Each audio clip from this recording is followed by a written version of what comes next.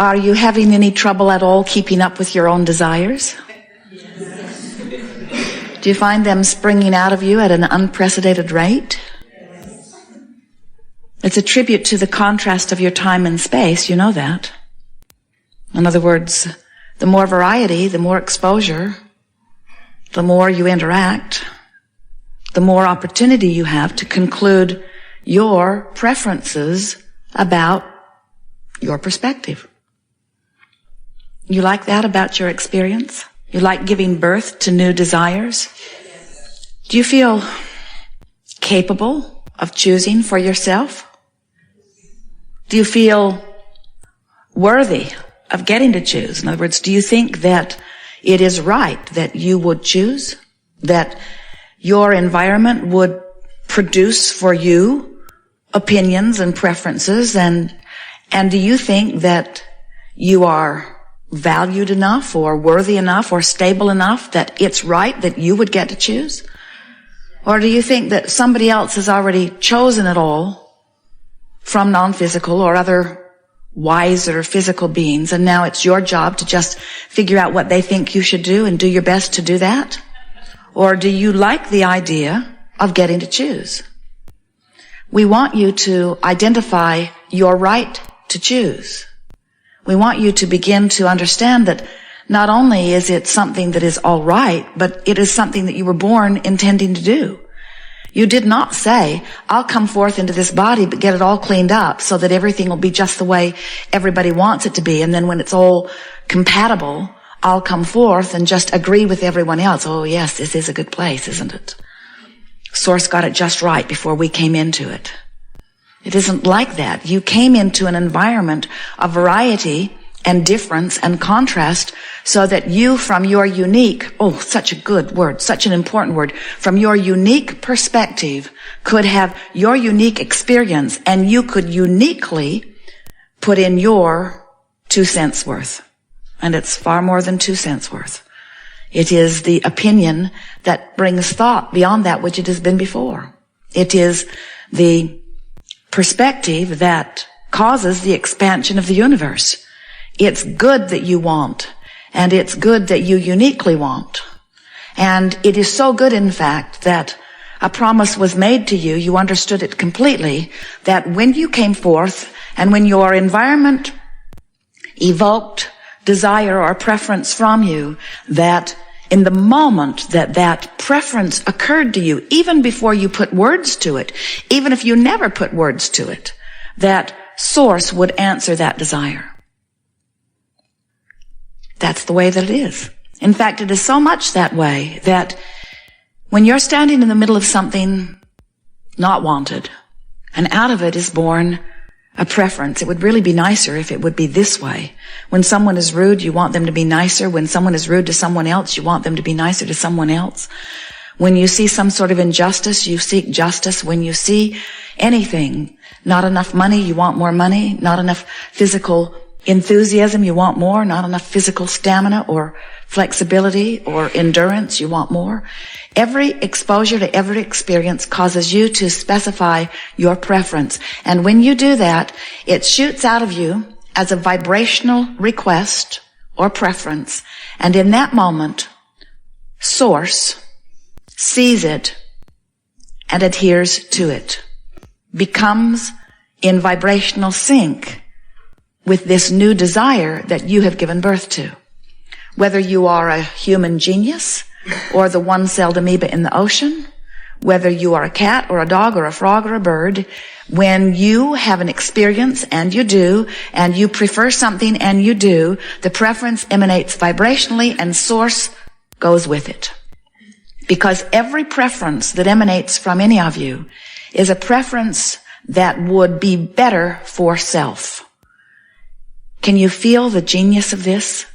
If all of these selves are emitting personal preferences, what's best for me right now, and Source agrees and confirms and empowers and goes with, can you feel how the evolution of all species occurs? Can you feel how the upliftment of all that is occurs?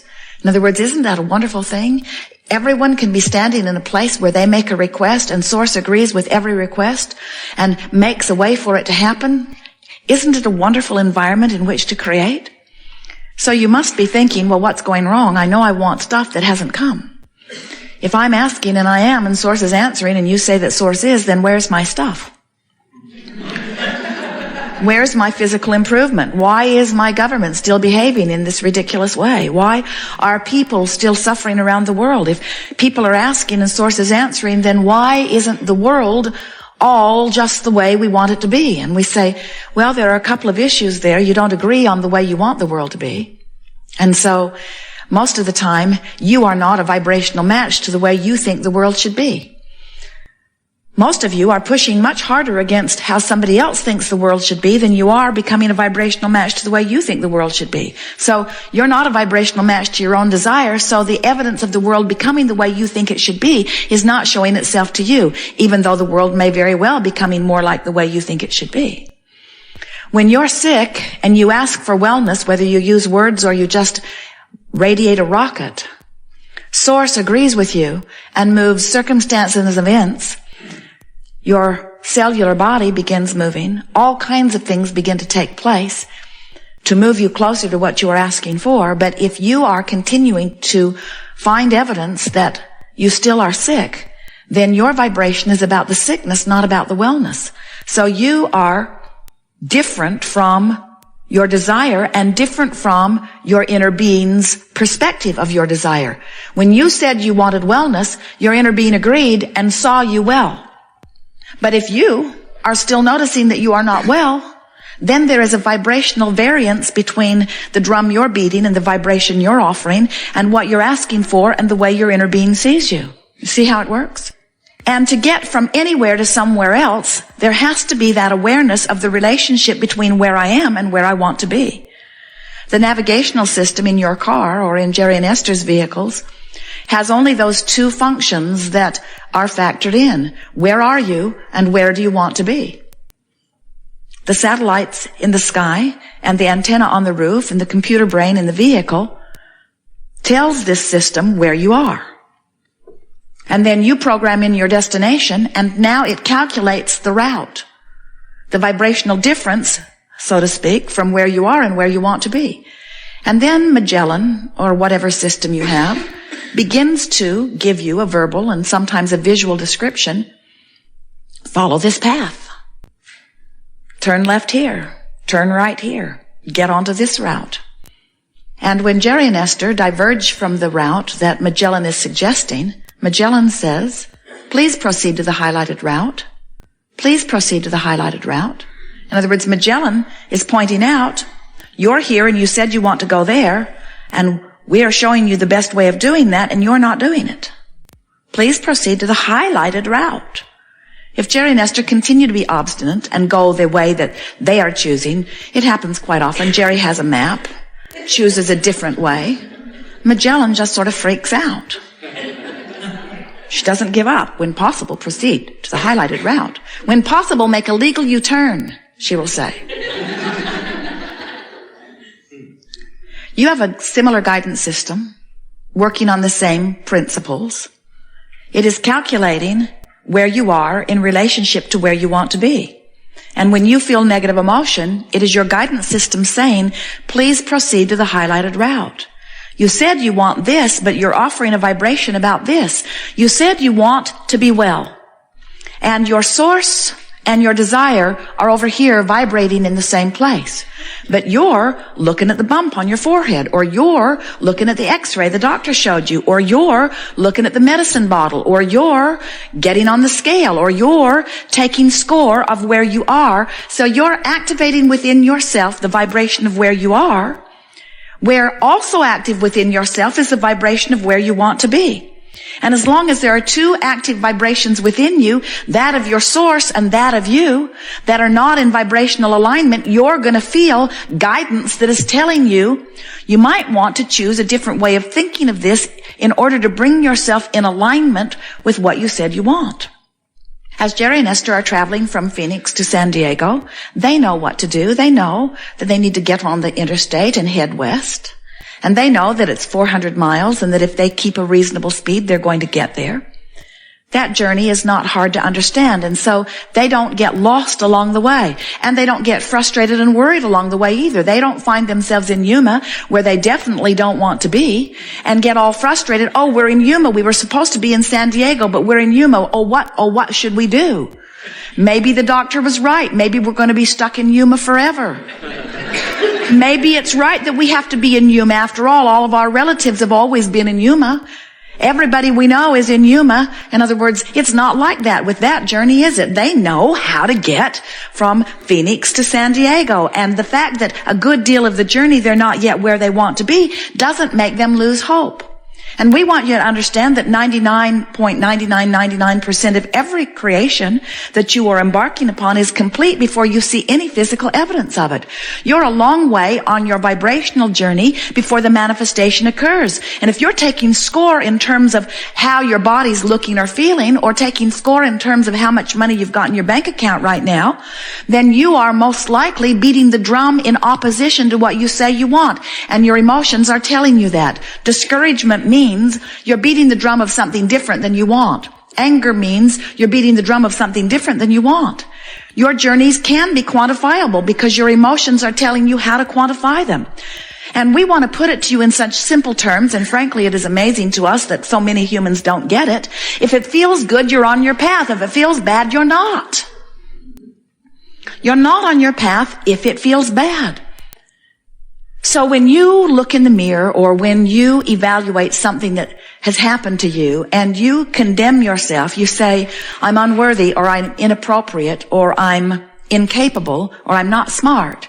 The reason that that emotion feels so awful as you beat that drum is because you are in utter disagreement with your source, who finds you remarkable always.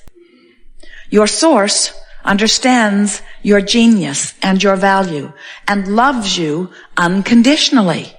Your source does not wait for you to perform certain functions before it loves you. Your source loves you always. And in fact, if that were not true, you could not feel negative emotion when you don't love yourself.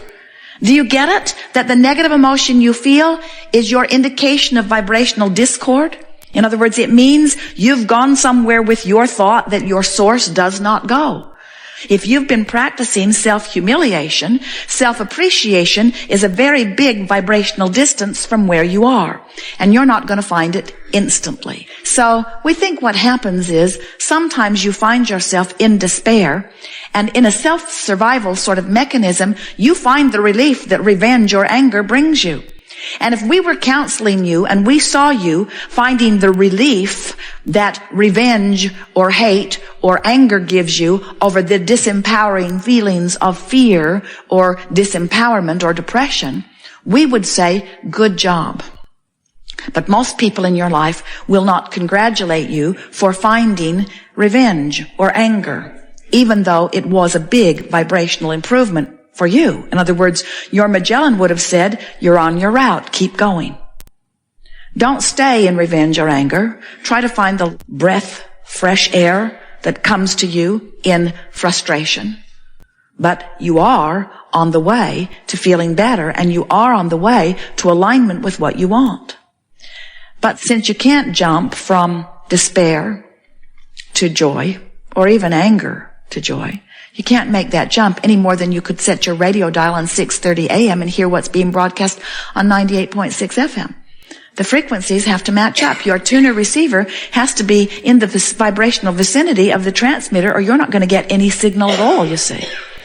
So when you understand that the vibrational frequencies are managed by law of attraction, and that you've got to be somewhere in the vibrational vicinity, then you can realize how you could move incrementally up the emotional scale. On one end of the scale is something that feels awful. On the other end of the scale is something that feels wonderful.